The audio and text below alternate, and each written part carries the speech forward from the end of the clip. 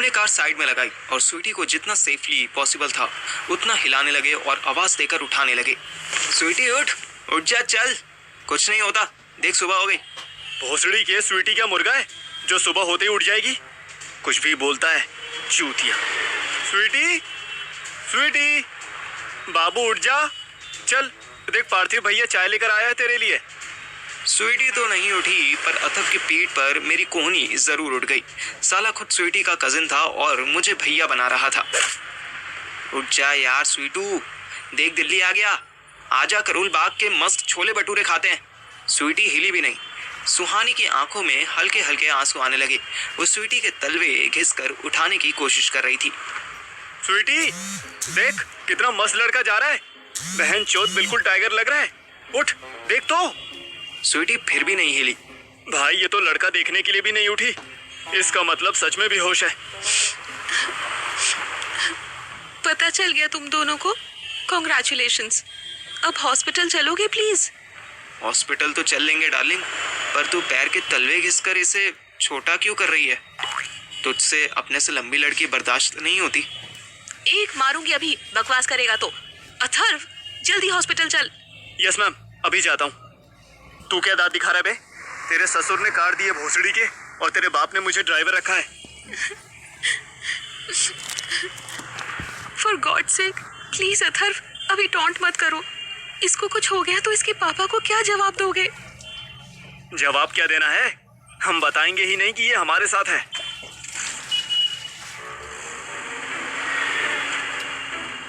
एक बार फिर मैं और अथर्व सरकारी हॉस्पिटल से गंगाराम के अंदर थे। थैंकफुली आज डॉक्टर श्रुति की छुट्टी थी, वरना वो फिर हमें देखकर, स्पेशली अथर्व को देखकर 100 सवाल करने लगती। सुहानी स्वीटी के साथ साथ इमरजेंसी में चली गई। हम दोनों बाहर रह गए। पता नहीं क्यों हम दोनों को ही स्वीटी की कोई खास परवाह नहीं हो रही थी। मेरा तो चल समझ में आता है कि मेरी कजिन नहीं लगती है, इसलिए मुझे ज्यादा दुख भी नहीं हो रहा, पर तू क्यों ऐसा स्टोन कोल्ड बन गया है? मतलब तेरी कजिन है साले, थोड़ा तो सैड फेस बना। आ चल, कैंटीन में चाय पीते पीते सैड फेस बनाता हूँ। हम कैंटीन पहुंचे तो यहाँ कस्टमर से ज्यादा हॉस्पिटल स्टाफ नजर आ रहा था।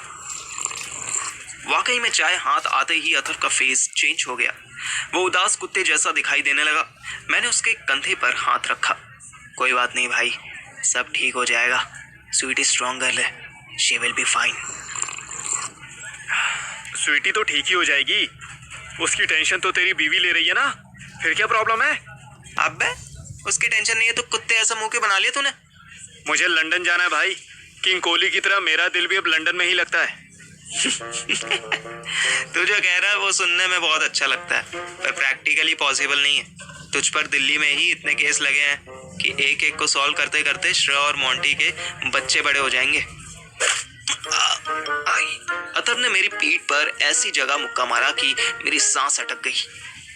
भोसड़ी के बकवास मत किया कर, 100 बार बोला है तुझे, काली जुबान है तू, जो बोलता है वो हो जाता है।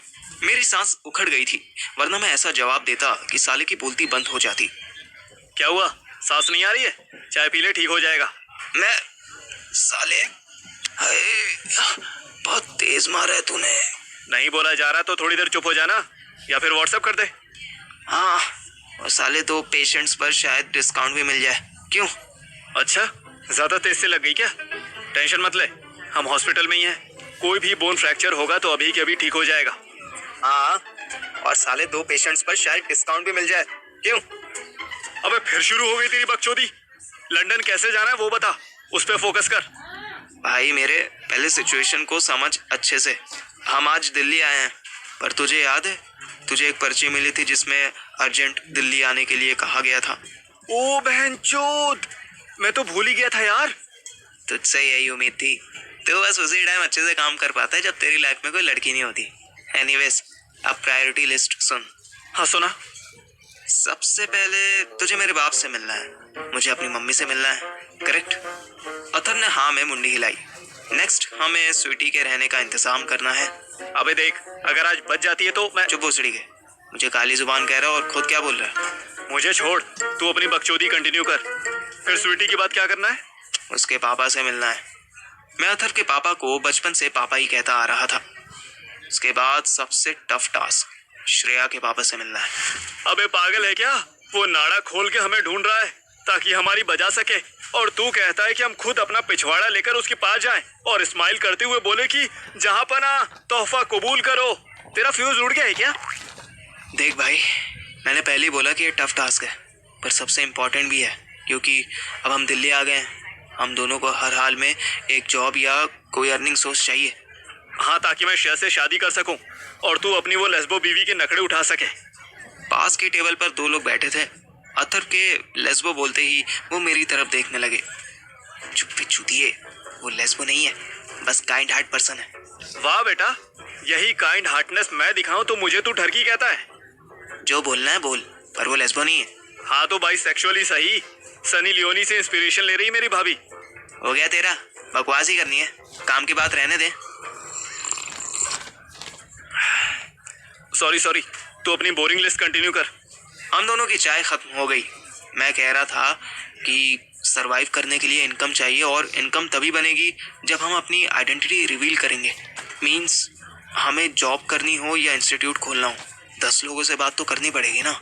और जैसे ही हम सोशल होने लगेंगे, वैसे ही तेरे होने वाले नेता ससुर को पता चल जाएगा कि हम यहाँ हैं। तो इससे पहले कि उसे पता चले, हम खुद जाके माफी मांग लेते हैं ना। अथर सोचने लगा। ये ज्यादा मत सोच, ब्रेन डैमेज हो जाएगा। कोई नहीं, हॉस्पिटल के अंदर ही हूँ, रिपेयर करवा लूंगा। पर सुन, मेरे ससुर से अभी मत मिल। साले मैं तो कभी नहीं मिलने वाला, तू मिलेगा, ये तेरा काम है। अबे हाँ फट्टू, मैं ही मिलूंगा, पर अभी नहीं। एक बार श्रेया दिल्ली आ जाए उसके बाद मिलूंगा। आइडिया ये भी बुरा नहीं है। ससुर की पावर से बचने के लिए अपनी होने वाली बीवी को शील्ड की तरह इस्तेमाल करना ही सच्चे मर्द की निशानी होती है। टॉन्ट कर लिया हो तो अंदर चले। टाइम से नहीं पहुंचे ना तो स्वीटी के प्यार में पागल तेरी वाइफ तुझे बेलन से कूटेगी। हम दोनों इमरजेंसी वार्ड में पहुंचे।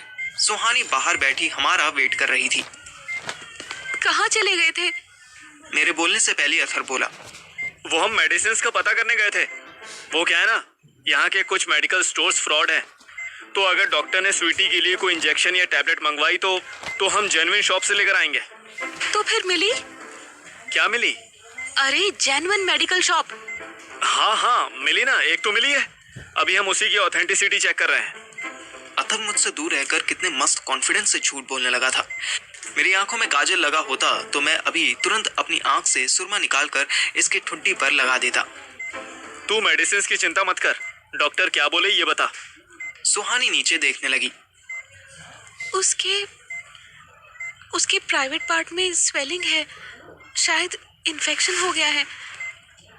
बेवकूफ लड़की किसी को बता भी नहीं रही थी, वरना हम ऑन द वे ही कोई मेडिसिन ले लेते। क्या प्राइवेट पार्ट में इन्फेक्शन की वजह से बेहोश हो गई है? और भी रीजंस है। रात कार में इसको ठंड लग गई।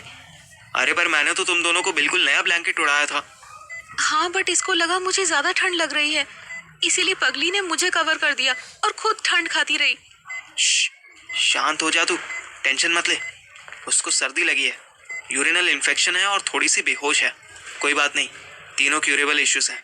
तू यहीं बैठ, हम आते हैं। अथर्व इससे कुछ पैसे दे दे। पैसे का क्या करूंगी? हनीमून ट्रिप प्लान करेगी।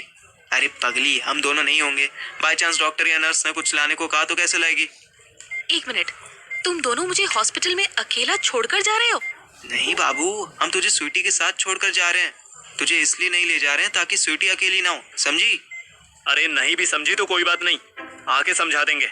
अभी बहुत इंपॉर्टेंट काम पेंडिंग है। और मोटे, मेरे नहीं तेरे पास कैश पड़ा है। मैं अपनी पॉकेट्स देखने लगा। यार डाले तो मैंने पॉकेट्स में ही थे, लेकिन मिल नहीं रहे। कोई नहीं, तूने कार में रख दिए होंगे। आ चल, लेकर आते हैं। तू जा, मुझे अपनी बीवी से 2 मिनट बात करने दे। क्या बस 2 मिनट? बड़ा घटिया स्टैमिना है तेरा। अथर पैसे लेने चला गया। मैंने सुहानी को समझाया कि स्वीटी के लिए ये सब नॉर्मल बात है, वो फिर ठीक हो जाएगी। अभी अगर किसी चीज की फिक्र करनी है तो अपने करियर की करो। सुहानी के दिमाग में ज्ञान की गंगा बहाकर मैं उसे हॉस्पिटल गंगाराम में छोड़ आया। गंगाराम से निकलकर हम एक ऐसे हॉस्पिटल में पहुंचे जो 5 स्टार होटल से भी ज्यादा सजा हुआ था। मेरे माँ बाप इस हॉस्पिटल में एडमिट थे। अथर मेरे बाप से मिलने गया और मैं अपनी माँ से। मम्मी सो रही थी। सुहानी के साथ घर से बाहर निकाले जाने के बाद मैं आज अपनी माँ से मिल रहा था, पर मेरे कुछ बोलने से पहले अथर्व माँ के रूम में आ गया। उसका फेस बता रहा था कि वो कोई बुरी खबर बताने वाला है।